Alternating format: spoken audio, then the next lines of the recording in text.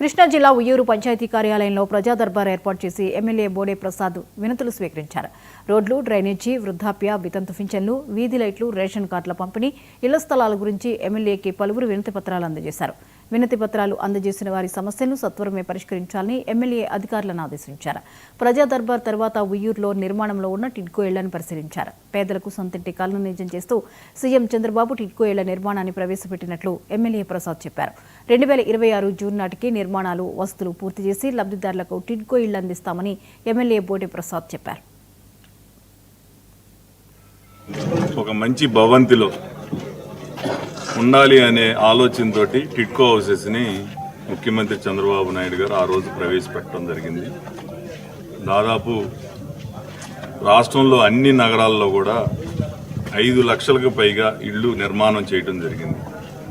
వివిధ స్థాయిల్లో అంటే 60%, 70%, 90% పూర్తి చేసిన ఇళ్ళు కూడా రాష్ట్ర వ్యాప్తంగా అన్ని నగరాల్లో ఉన్నాయి. అలాగే ఉయ్యూరులో కూడా. అయితే 19లో ప్రభుత్వం మారినప్పుడు వీటిని పూర్తిగా నిర్లక్ష్యం చేయటం జరిగింది.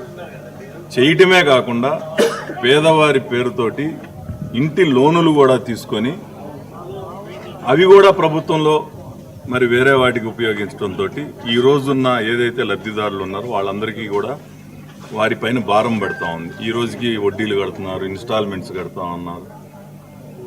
అది గత ప్రభుత్వం చరిత్ర. మళ్ళీ ఇప్పుడు చంద్రబాబు నాయుడు గారు కూటమి ప్రభుత్వం వ్యవస్థలన్నీ కూడా గతంలో ఏ విధంగా అట్టడుగు స్థాయికి జరిగినాయో అవన్నీ కూడా ఒక్కొక్కటిగా గాడిలో పెట్టేది. ఇలా ఈ సమయం తీసుకోవడం జరిగింది. ఈ సమయంలో ఎల్ఎన్టీ వారు ఈ నిర్మాణ సంస్థ ఇక్కడ ఇది నేను మంత్రి గారితో కూడా మాట్లాడితే రాష్ట్ర వ్యాప్తంగా కూడా ఏదైతే ఈ నిర్మాణంలో ఉన్నాయో అన్నీ కూడా ఒక షెడ్యూల్ రిలీజ్ చేయడం జరిగింది. ఈ షెడ్యూల్ ప్రకారం హౌసెస్ అన్నీ కూడా హ్యాండ్ ఓవర్ చేయడం జరుగుతూ ఉంటుంది.